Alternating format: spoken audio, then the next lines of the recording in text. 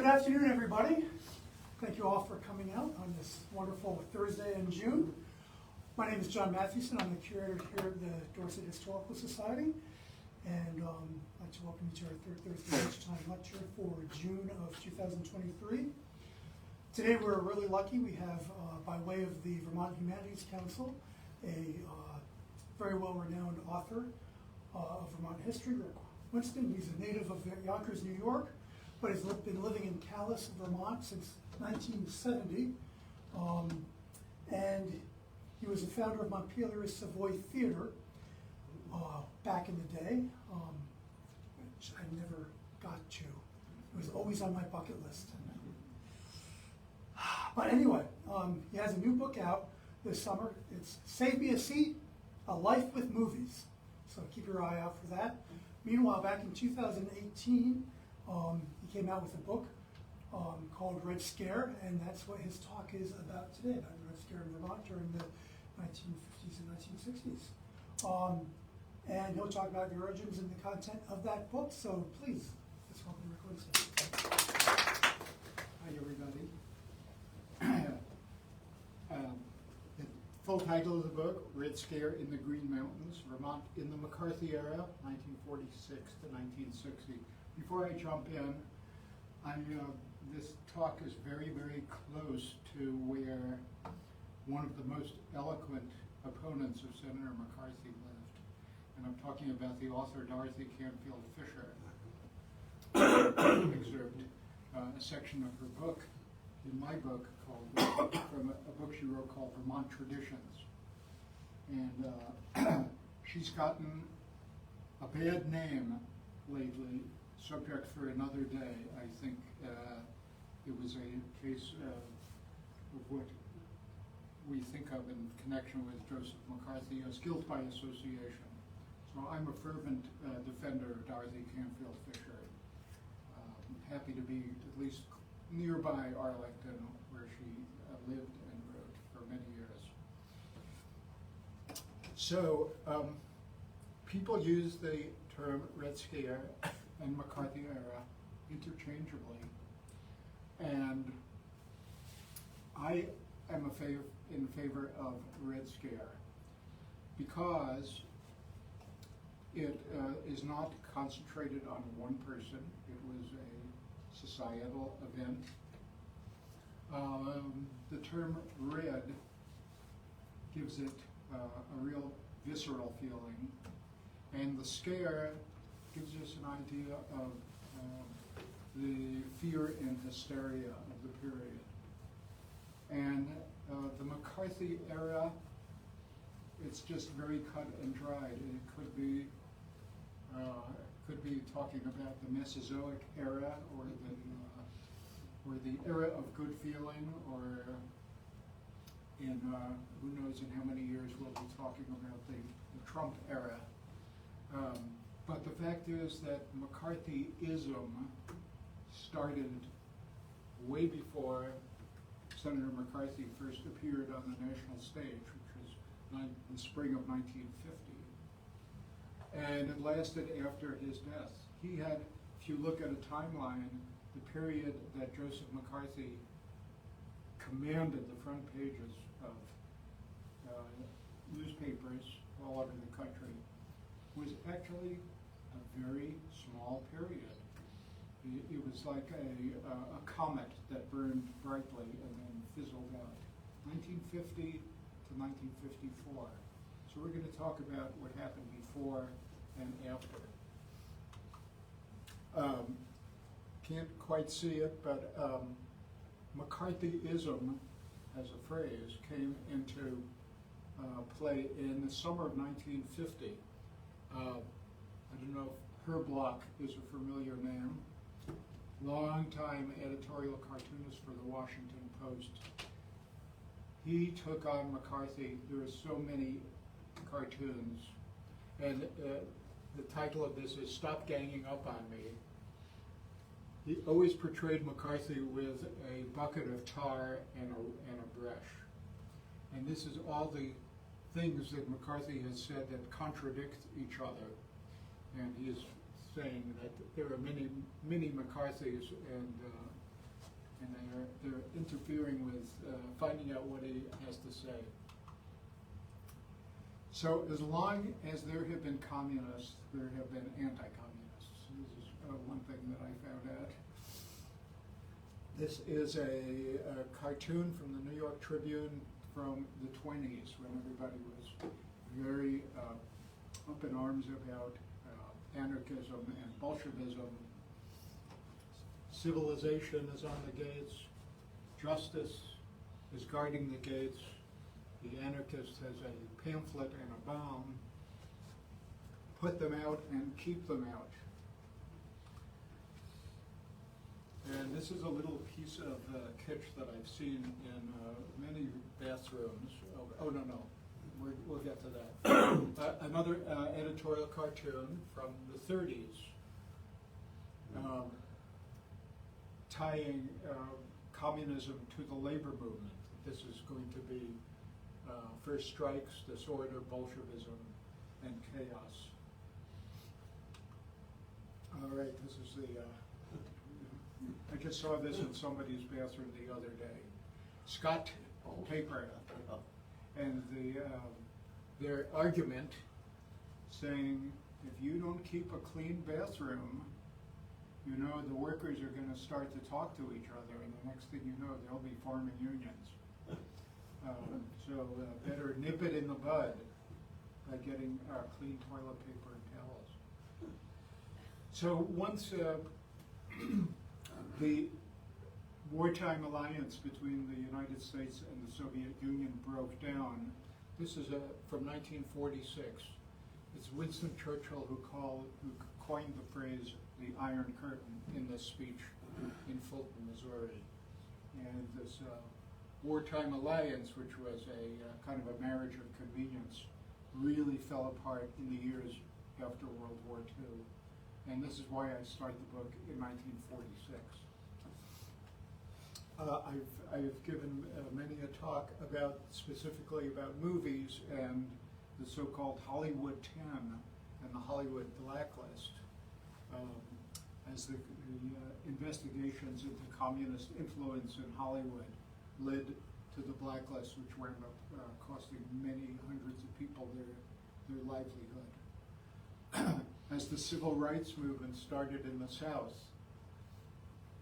as you can see, this is a billboard that you can see all over the South in the late 50s, tying Martin Luther King to what they call the Communist Training School. It's actually, if anybody has heard of the Highlander Center in Knoxville, Tennessee, the only public place in, well, it's actually a private place, but the only place in Tennessee where black and white could sit down together. And it was at a session at Highlander that Rosa Parks started organizing for the Montgomery bus boycott in 1955. So how did I get involved in all this? Goes back to my parents. They were both children of Eastern European Jewish immigrants, came of age during the Depression when a lot of, first disillusion with the American economic system, and also a wide variety of outlets on the left. You could be a socialist, you could be a Leninist or a Trotskyist, or you could join the Communist Party, which was, I have to remind people, perfectly legal in those days. And the American Communist Party had, during the 30s, was at their high water mark. If you were interested in union organizing, the communists would give you advice on how to do that. If you were interested in civil rights, the communists were just about the only ones who were sending people down south to defend people like the Scottsboro boys who were unjustly accused. So my parents were both New York City public high school teachers, and my father had the unfortunate experience of having as one of his students at Taft High School in the Bronx, somebody named Harvey Matuzzo, who grew up to be a informant for the FBI and for Senator McCarthy. So my father was named before a investigating committee in Washington that was investigating communist subversion in the New York City public schools, high schools, and colleges.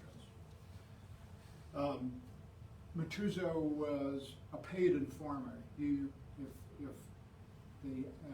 the House Un-American Activities Committee was going to, let's say, Cleveland, they would have an advance notice saying, okay, who's giving you trouble in the labor organizing movement in Cleveland? They'd give them names, and then Harvey Matuzzo would come in and say, I saw that person at a communist cell meeting.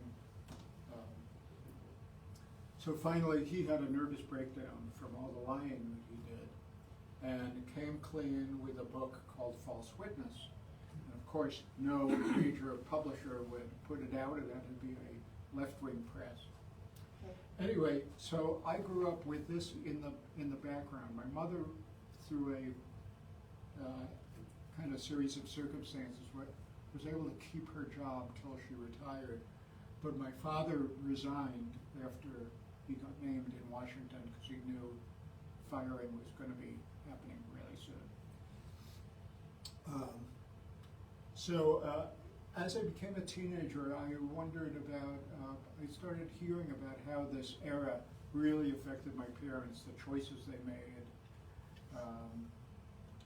and the friends they had who also lost their jobs, the friends they had who were no longer their friends because their friends had given their names to the New York City investigating committee. So it was a very sad and tumultuous time. So I moved to Vermont in 1970, fresh out of college, and I started wondering, I didn't know anything about Vermont except the stereotypes that it was rock-ribbed Republican, as they say. I didn't know anything about the politics, but I arrived here just as Phil Hoff was finishing his terms as governor, just before Bernie Sanders started making his first runs for office. So little did I know, I arrived here at a time when Vermont was really changing quite a bit. So over the years, I met two people. One was named Michael Sherman, who is still around, editor of Vermont History Journal. Richard Hathaway, the late Richard Hathaway, who taught history at Goddard College.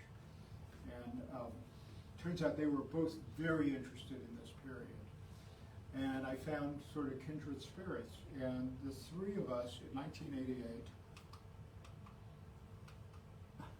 got together and we put on a conference.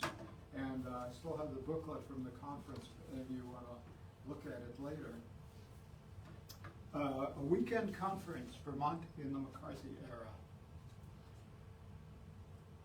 And the conference was quite successful, but over the years, I started thinking about, as I started learning more, I said, oh, you know, we never followed up that. We should have had a panel about this. And once I retired from running the Savoy Theater, I had some so-called free time. Michael Sherman encouraged me to maybe write an article or two for the Vermont History. And the next thing I knew, I was starting work on what became Red Scare in the Green Mountains. So what I thought I'd do is talk about the chapters in the book that came right from our conference. I had a real head start when I started researching the book because the conference was recorded both on video and audio. Some of it was actually transcribed. I still had all the original newspaper articles that I researched in getting ready for the conference. So I had a big jump starting. So I'm going to start with the Vermont farmer. So I spent a lot of time in the Vermont State Library's building. I don't know if any of you have experience with microfiche machines. Stiff neck, headache. Anyway, I was going through the entire year of 1954, because that's when our Senator Flanders from Springfield, Vermont, took on McCarthy. And I came across this headline in the Rutland Herald. I keep forgetting my computer's here. Vermont farmer cites Fifth Amendment. Okay, so I said, Vermont farmer, I wonder if he's still alive. I wonder if he'll come to the conference if he's still alive. Well, I discovered reading the first paragraph that not only was he still alive, but he was actually quite well known, except he was no longer a Vermont farmer. He was living in Pennsylvania. It's William Hinton who wrote the classic book on the change from feudal China to communist China, called Fan Shen. He was a nationally renowned scholar about communist China. So why was he called before the committee and took the Fifth Amendment? So he came to the conference. He happily came to so I love to talk about this stuff. So there he is in front of the committee. He was barely in his 30s. He had a very interesting life. He went to China first, working for the United Nations Rural Rehabilitation Agency after the war to help the Chinese communities that were really affected by the war. He had become a great follower of the Chinese Revolution and read books like Red Star Over China by Edgar Snow. But the more I learned about William Hinton, what a family he came from. You know, if any of you have ever been to Putney School in Putney, Vermont, his mother, Carmelita Hinton, was the one who founded Putney School. And his sister, Joan, this is the Putney School, I should say, was one of the first co-ed private schools around. And it was one of the first schools that believed that it was a working farm. So Carmelita Hinton was a disciple of the educator John Dewey, who believed that students really learn by doing and not by rote. So, and it's still happening in Putney. There in the center is William Hinton's sister, Joan Hinton. Joan had been an atomic physicist. She was a star student at the University of Chicago and was present at Alamogordo, New Mexico, when the first nuclear test happened. But she, as a result of the dropping the bomb on Hiroshima, became completely disillusioned with her life as a nuclear scientist. And her brother said, you should come to China there so you can, you know, be part of a great historical movement. And not only that, but you remember that cute guy who is my Cornell roommate, Sid Engst? He's over here too. So anyway, Sid Engst and Joan were married in China. And they and William Hinton were three of the few Americans to be actually in China in 1949 when Mao Zedong and Zhou Enlai took over the government. William Hinton stayed there until 1953 and decided to come back to the farm in Putney. And immediately upon entering Vermont, all his notes for that ultimately became Fan were confiscated. The FBI was on the lookout for him. They were suspicious of his sister, that perhaps she was going to be giving atomic secrets to the Chinese, who were at that time allied with the Russians. He said in his, when he came to the conferences, they could not conceive of the fact that she was living in a place without electricity that was 200 miles from the nearest city. But anyway, he was called to testify in front of the Senate, and this was, he said the Fifth Amendment is there for a reason, I'm going to take it, and he didn't. They were clearly wanting him to incriminate his sister. Anyway, Joan and Sid Engst remained diehard Maoists till their dying day, despite all the evidence to the contrary that this was an experiment that had gone awry.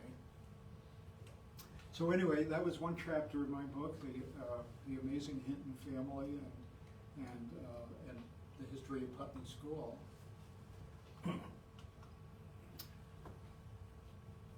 Alex Novikov was a professor of biochemistry at the UVM Medical School. And although this period saw many, many academics fired as a result of their political leanings, only one in Vermont, and that was Alex Novikov.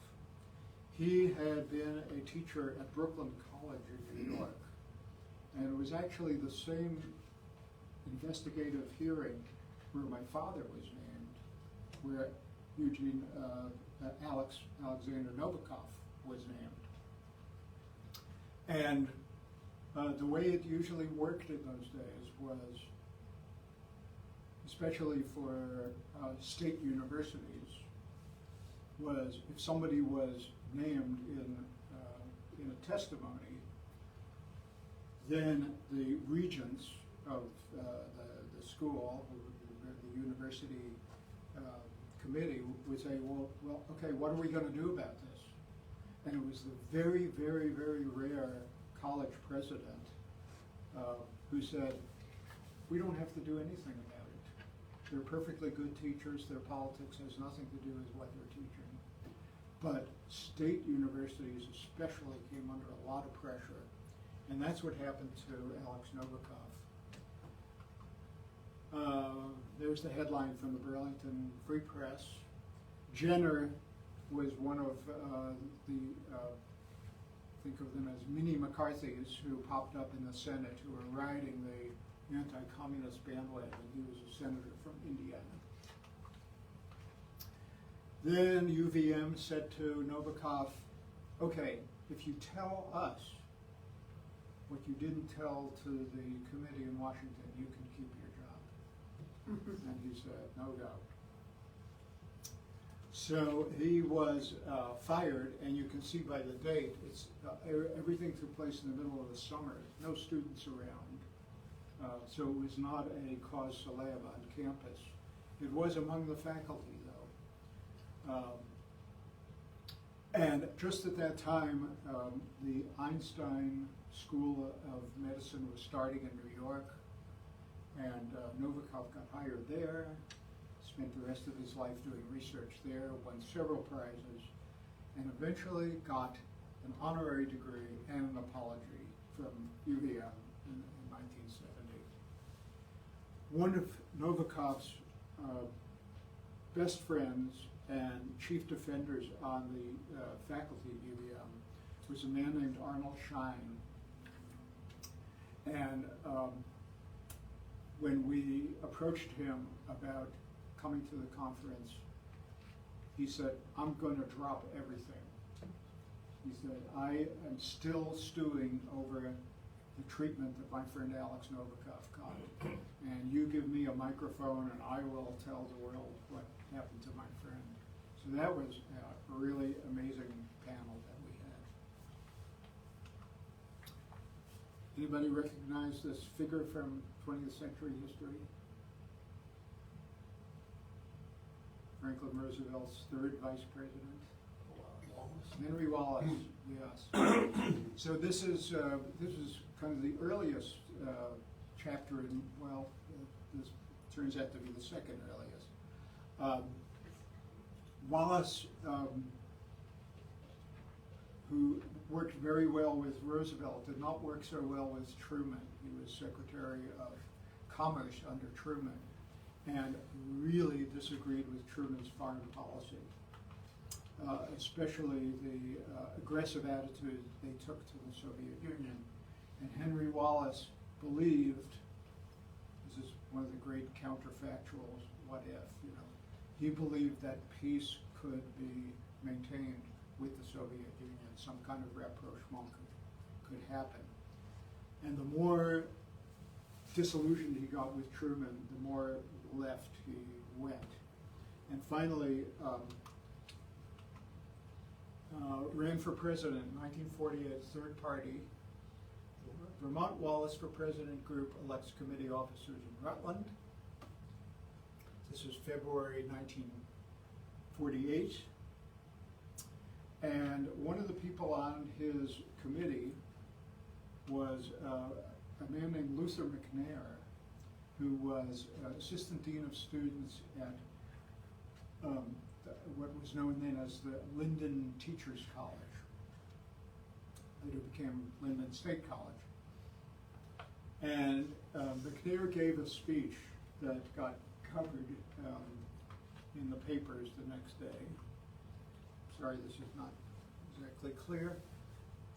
McNair was talking about the fact that in this post-war world, the U.S. government was giving aid to the Dutch to put down the Indonesian independence movement, giving aid to the French to put down the Vietnamese independence movement, to the right-wing military junta in Greece, et cetera, et cetera. U.S. strength not on the side of people who seek freedom, asserts Steve McNair. So at that time, there were two daily papers in Burlington, and one was run by William Loeb, who before he went to Manchester, New Hampshire, was running the Burlington, the St. Albans Messenger, and then the Burlington Daily News. So Loeb was famous for putting his editorials right in the front page. He was really mad about something.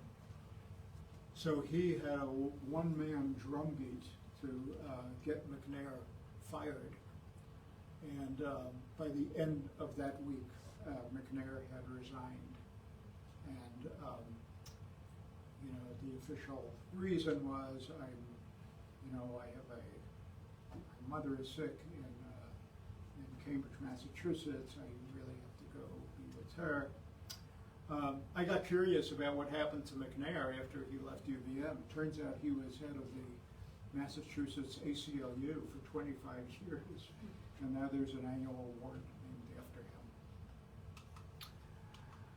him. So there's the, every day there is another, this man should not be allowed to influence impressionable young minds. Rockwell Kent was an artist who lived just over Lake Champlain in Ausable Forks, and he was a very outspoken, he was a very well-known artist, but also very outspoken politically. The Wallace Committee at UVM invited him to speak, and this was the headline of the Free Press the next day.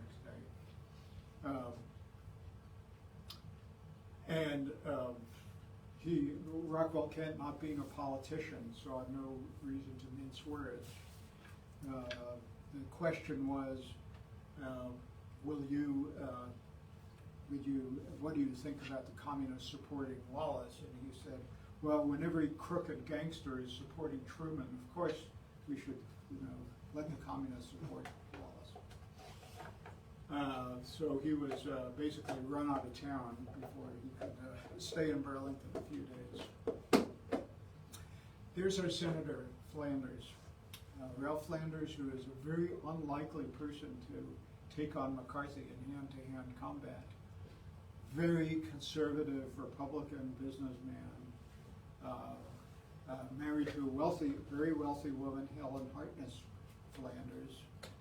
He himself ran a very successful tool and die industry in Springfield.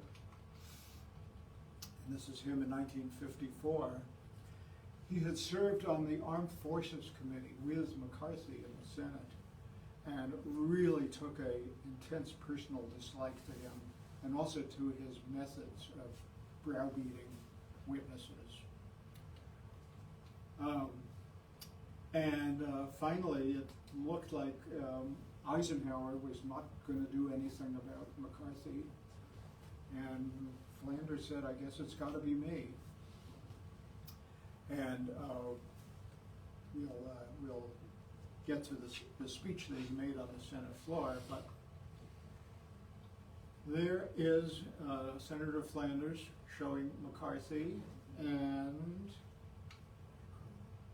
yes, Roy Cohn. McCarthy is, at the time, he was only 26 years old. He was McCarthy's protege. And if you ever doubt that there is a straight line between the Red Scare era and today, you know what's coming. Donald Trump and Roy Cohn. So it's a match made in hell. You know, Trump was McCarthy's protege and Trump's mentor. And according to the accounts, that when Donald Trump was trying to get out of the backwaters of Queens, he wanted to be a player in Manhattan. And his father, Fred, said, "Gotta look up Roy Cohn, he'll open the doors for you." So Cohen's modus operandi was lie early, lie often, denigrate your opponents, be the loudest one. Lessons well learned. Anyway, one of our guests at the conference talking about the Flanders issue was Robert Mitchell, the editor and publisher of the Rutland Herald, who, by his own account, said that, annoying cursor,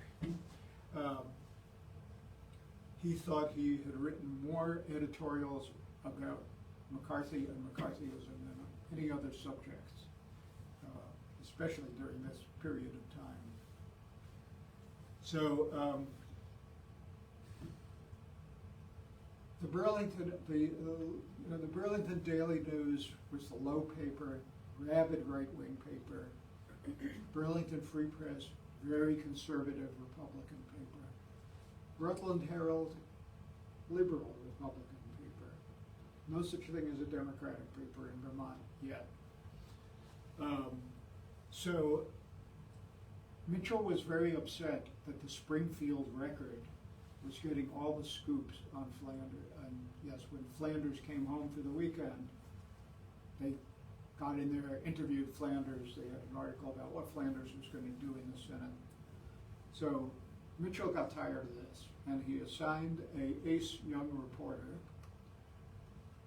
Whoop, there he is, Kendall Wild, who later became editorial page editor. Did you know Kendall? No, but I read one of his last essays. He's very, very good. Yeah, this was Kendall Wild's first big break. He was in his 20s, and Flanders says, "Go over and interview." Mitchell says, "Go over and interview Flanders on this one Sunday," and Wild was a guest also at our conference, and he was saying, "You know, I was in Flanders' study. I saw a whole bunch of papers on the desk. I should have been the inquisitive reporter that I eventually was, but what's that?" And Flanders, I'm giving a speech in Washington tomorrow. You better listen. And as a result, it was Wilde who broke the national story in the Rutland Herald of Flanders' speech on the floor of the Senate asking that McCarthy be censured.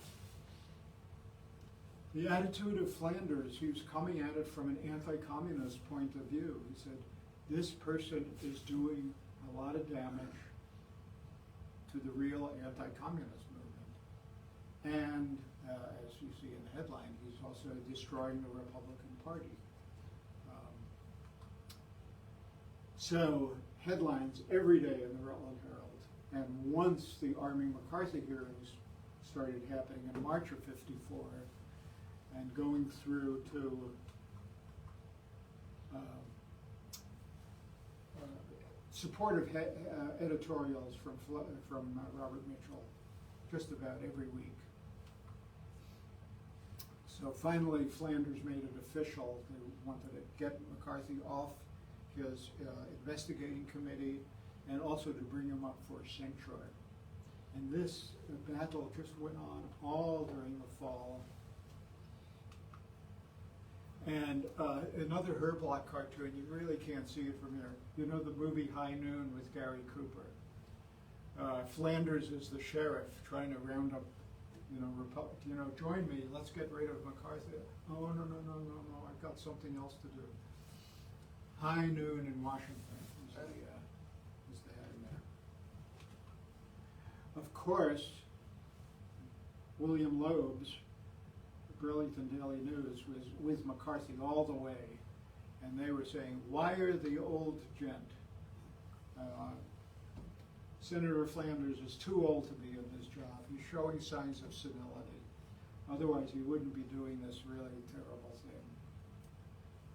Well, eventually, the contempt citation was passed, and Eisenhower really let Flanders know, I am not going to stand in your way. Eisenhower knew it was to his benefit to have McCarthy out of the way.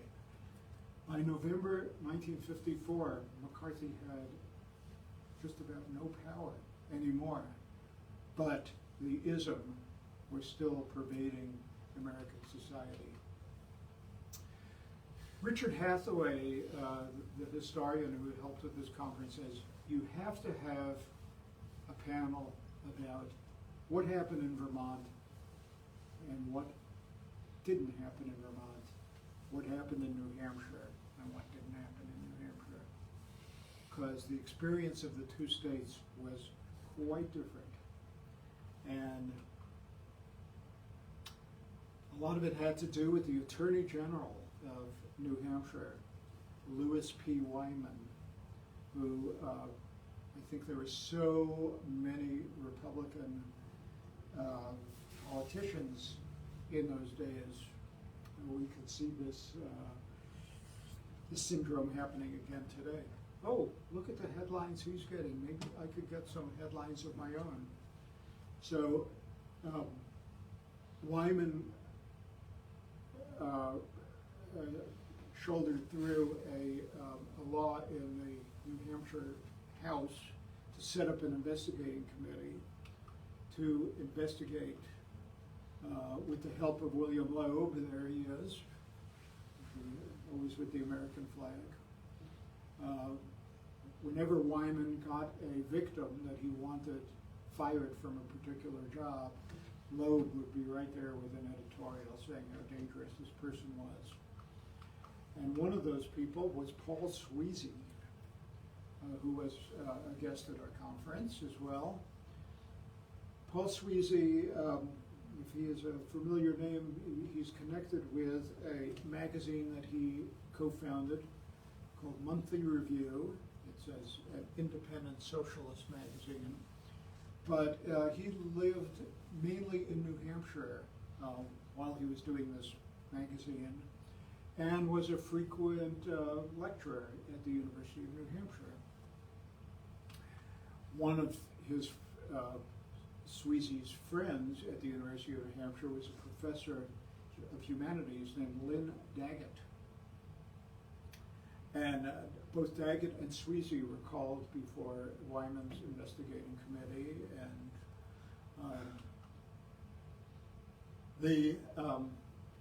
fortunately, the president of University of New Hampshire did not give in to Wyman's demands. Daggett was able to keep his job.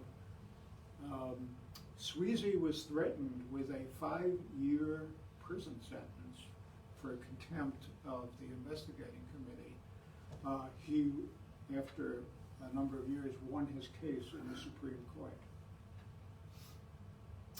So that was a very interesting panel we had with Paul Sweezy. I got to just interject a thing that happened that shows how this era lives on.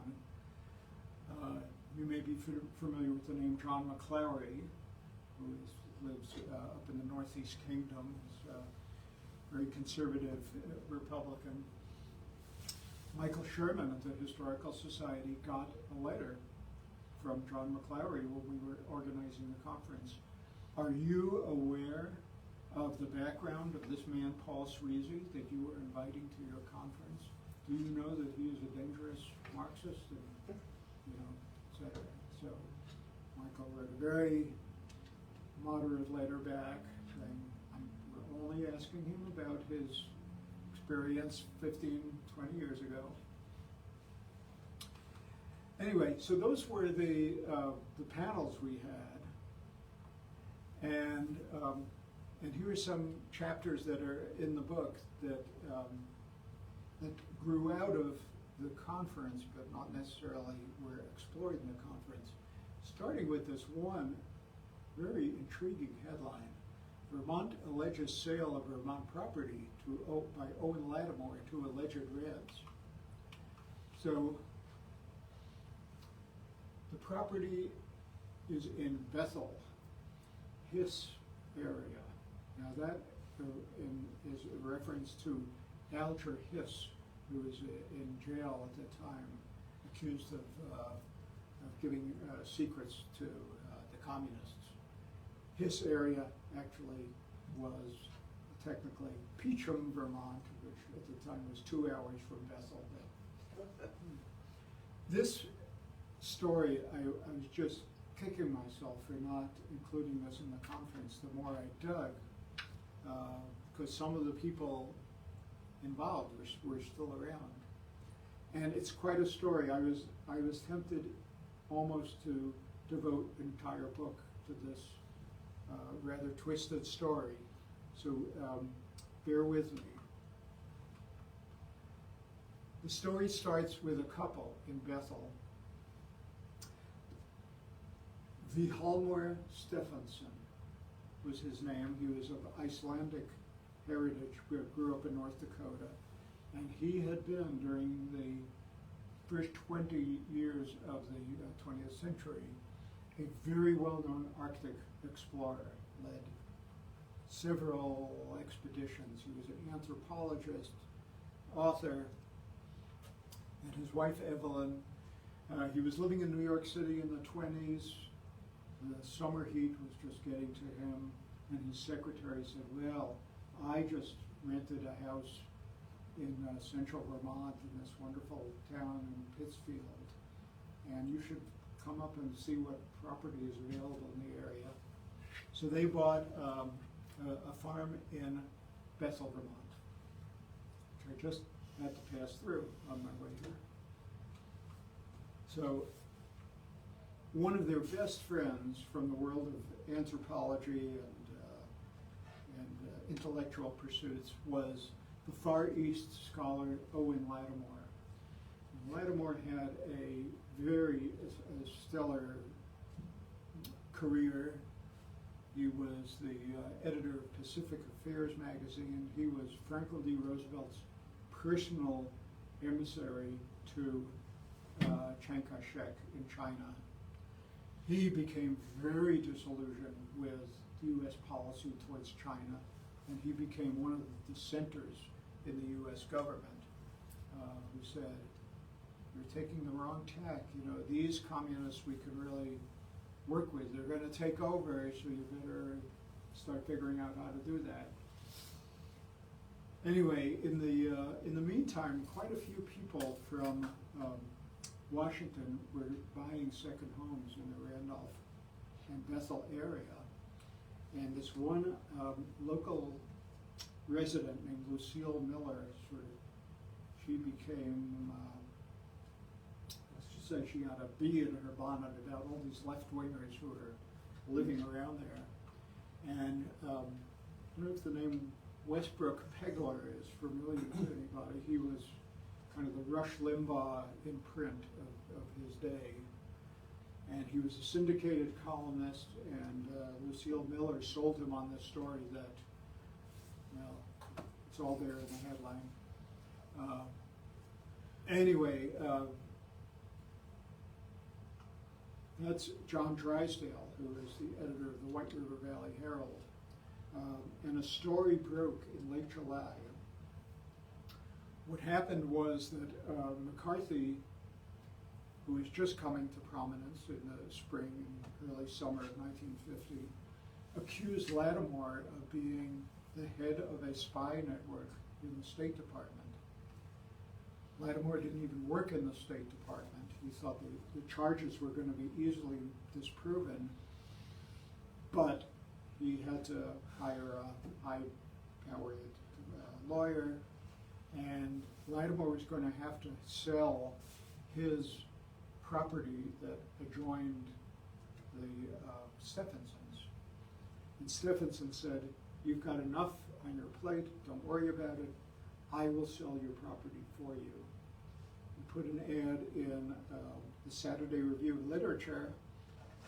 One and only one person answered the ad, and wouldn't you know it, it was an actual communist who had run for governor of Alabama on a communist ticket 10 years earlier, and his wife had run for Secretary of State. He had gone to Alabama to do union organizing work in the steel mills. So his name was Ordway Southard.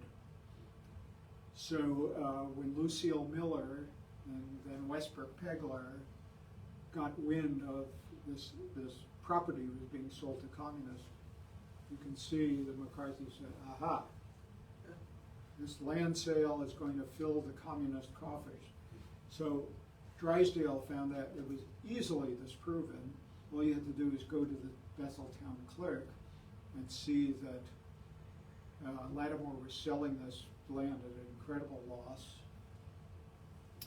And Drysdale was, he saw this story taking root, and as they didn't say go viral in those days, but Drysdale said, what can we do about this? So he called his friend Robert Mitchell, the editor of the Rutland Herald, and his friend John Hooper, who is the editor of the Brattleboro Reformer. The three of them went in and hired an investigative reporter named William Gilman to come and spend a week in Bethel and Randolph. And a 6-part story ran every day of the week in August of 1950, taking every aspect of this story, long article. And by the end of when the story got published, the controversy had completely died out. But Stephenson was so bitter about the whole experience that he wound up selling his property, and he established the Department of Northern Studies at Dartmouth, and had an office in Wilson Hall down there for many years. So another story that I had to explore. I was just about done with this book, and my friend in Montpelier, Andrew Newquist, came up to me one day and said, "Did I ever tell you about the time that my father ran against Charles Plumlee for Congress and got red-baited?" And I had these two simultaneous thoughts. Wow, what a great story, and oh God, I have to write another chapter. Andrew had just donated all his father's papers to the UVM Special Collections. So I was able to go in there and look at this day by day. Charles Plumley, if you've ever been to Northfield, Vermont, Plumley Armory, Plumley this, Plumley that. He was president of Norwich University in the 20s, and he was a state legislator. Got elected to Congress in 1932, and by 1946 he was really established. There had been a challenge to him a few years earlier from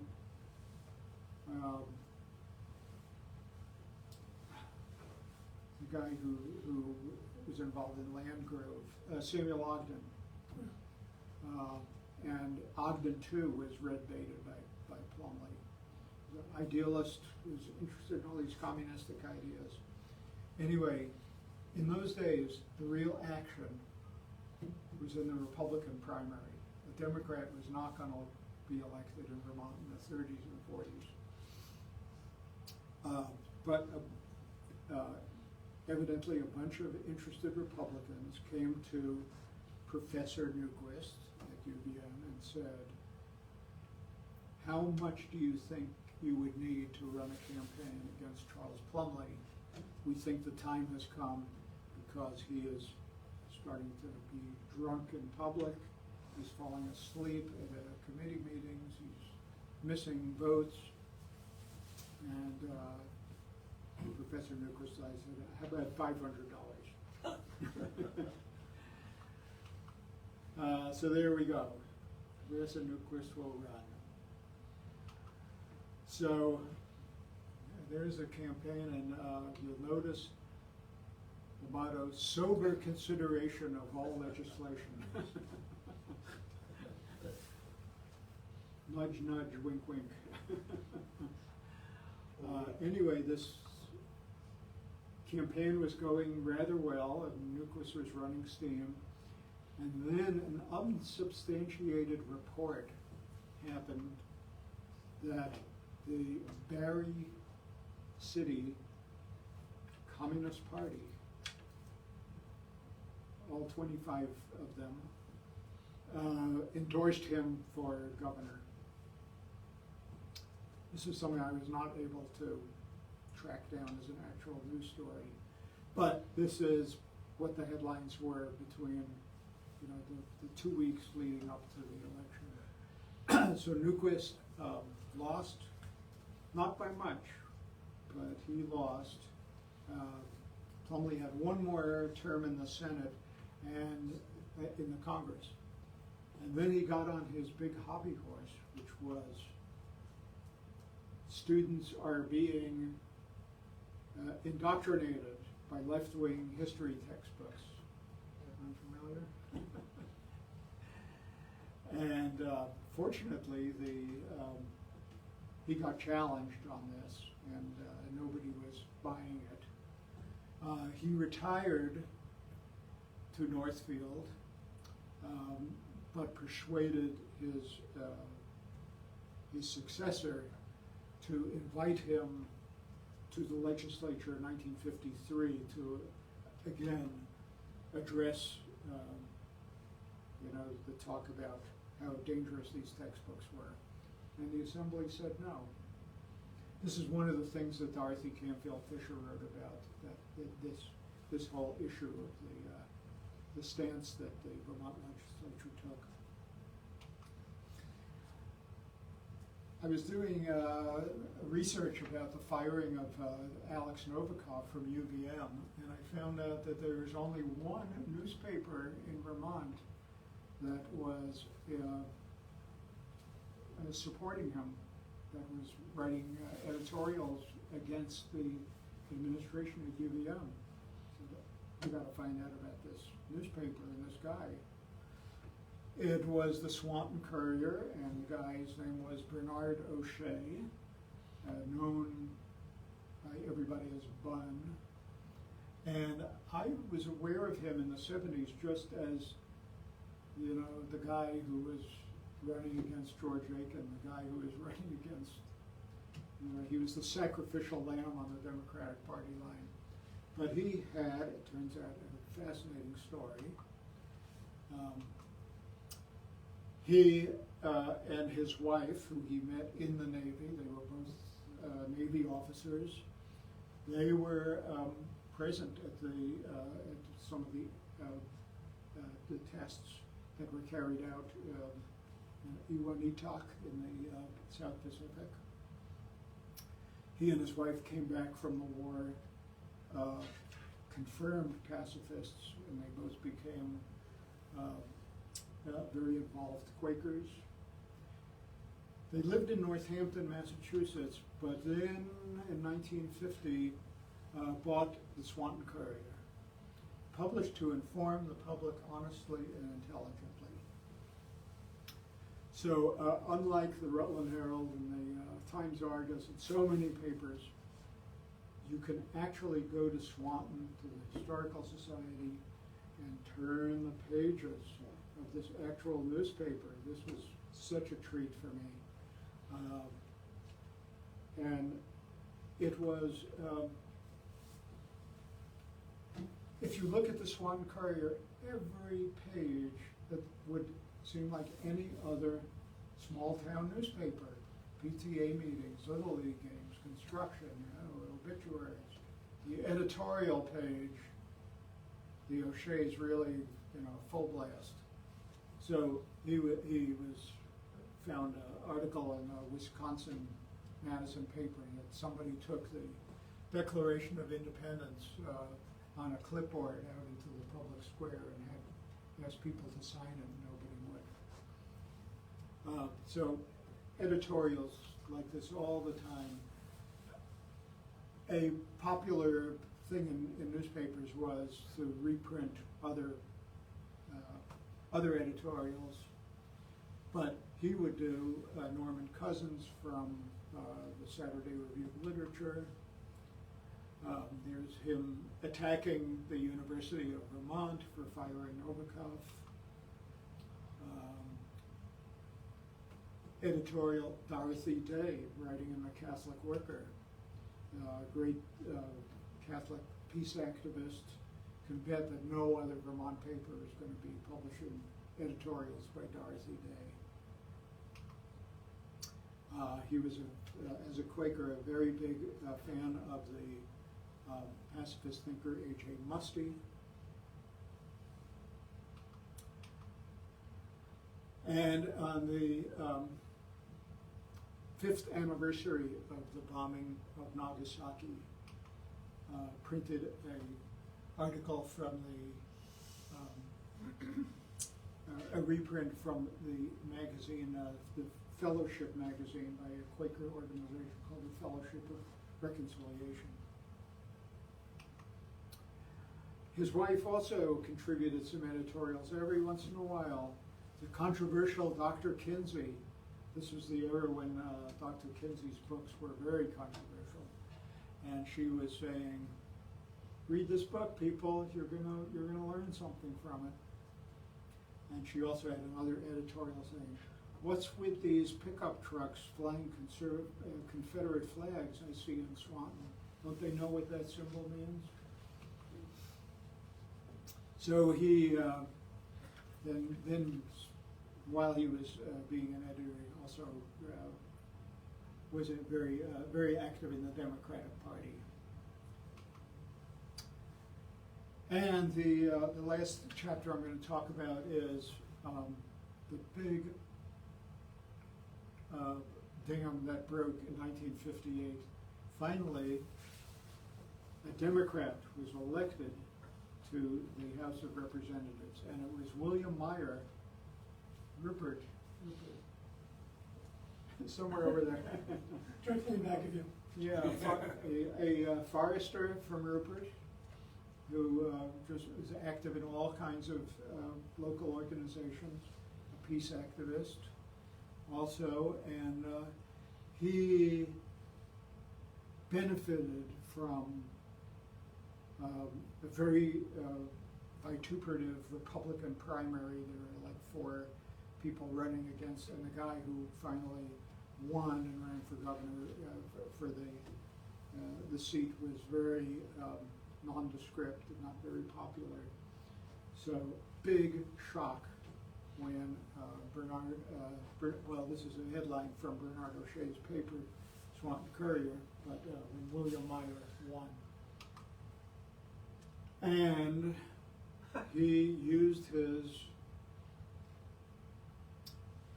he ran on a platform of abolition of nuclear weapons, recognition of Communist China into the UN, not very popular positions to take in those days, and did not pull back. At that time, Robert Stafford was the governor, and this is a headline from 1959 when Meyer's re-election campaign was in the offing. Stafford ultimately wound up not running for another term as governor and instead running against Meyer, and that was the start of Robert Stafford's career in Washington.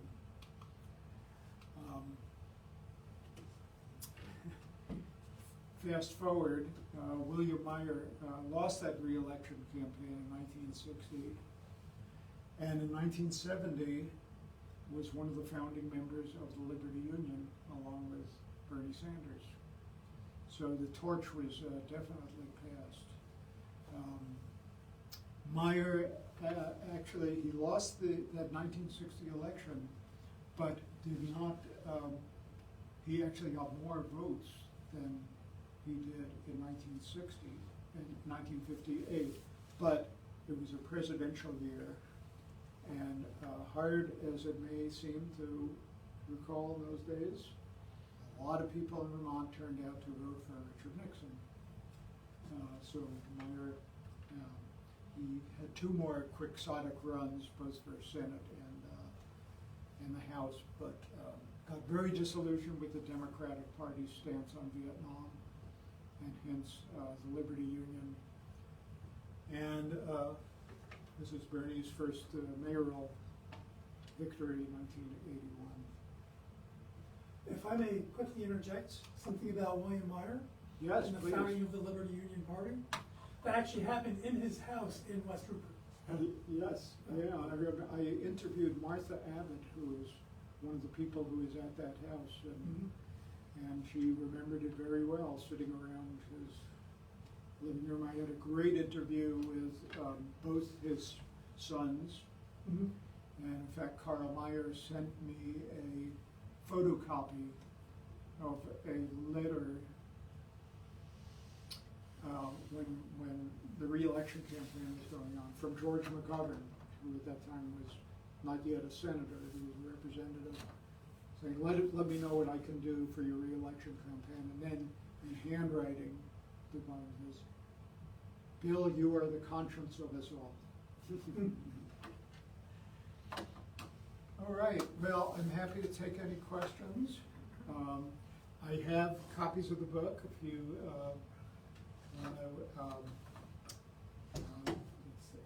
for a limited time only. I'm selling them for $15, and I'm happy to inscribe it. But questions? Happy to answer anything. This is marvelous talk. You probably mentioned about 15, 20 names that like Norman Cousins. Yeah. When I was young, I subscribed to the Saturday Review of Literature.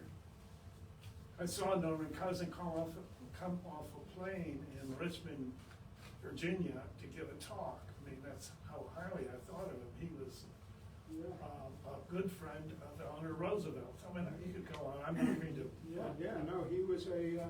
There were such things in those days as public intellectuals, and he was one of them. Thank you very much. It was great talk. Yeah. So, okay, well, let's know that Roger Tubby was editor of the Saranac Lake Daily Enterprise. I think Loeb owned that newspaper. Now, Roger Tubby, or at least a man named Loeb, was publisher in Saranac, but paper is still published today. Roger Tubby was Truman's secretary, press secretary. Roger carried the word about McCarthy crossing the boundary in North Korea or something. And Roger turned it over, I heard Roger say this to President Truman, and Truman said, well, we have to do something with that. Yeah. General McCarthy, when I was in high school in White Plains, I played McCarthy's speech in Congress. Old soldiers never die. They just fade away. You mean MacArthur? MacArthur, I'm sorry, MacArthur, yeah. So you're not, not far away from where I grew up, White Plains in Yes. Yonkers. I mean, this is really. Just to give you an idea, William Loeb, he actually took out a full-page statement in his paper with his birth certificate to prove that he was not Jewish. Well, another interesting thing about William Loeb, he graduated from Williams College, but he sued the college later on to remove him from the list of alumni because it was too liberal. He didn't want to be associated with Williams College. That really sounds like him, doesn't it? How about Kenneth Durant? He was the U.S. Head of the Russian TASS, the agency TASS. He, before the Second War, he also was in the administration of President Wilson. In 1950, having been the American head of the American office of TASS, the Soviet press agency, he moved into a house that had belonged to a woman, a poet at Vassar named Taggart. He inherited that name, and he met Helen Van Dongen, who was working at the Museum of Modern Art. And then now we get into the film connection. Yes, okay, documentary filmmaker. Helen Van Dongen. And in 1950, when things were starting to stir, Kenneth Durant and Helen Van Dongen got married and moved to Rupert, Vermont. And she was a good friend of ours. I met Kenneth once, just months before he died. But I could go on. I mean, upstate New York was a refuge for a number of people who left New York City. Yeah. Vermont was the other, and Kenneth Durant came to Vermont. Back in the 90s, I remember talking to my next door neighbor who is this very proper grand old dame, very elderly woman. And we'd gotten onto politics and what was going on at the time, and something reminded her of the McCarthy hearings, which of course were before my time. And she reflected for a moment and said, but of course, back in the 30s, everybody who was anybody was a communist. Yeah, there's a phrase that Philip Roth used. I think about this with my parents. You know, you come from a time when you're politically active, and you go on marches, you go to meetings, you sign petitions, and then 15 years later, they have a copy of that petition. You know, and what Philip Roth says, he paid tribute to one of his high school teachers who got fired.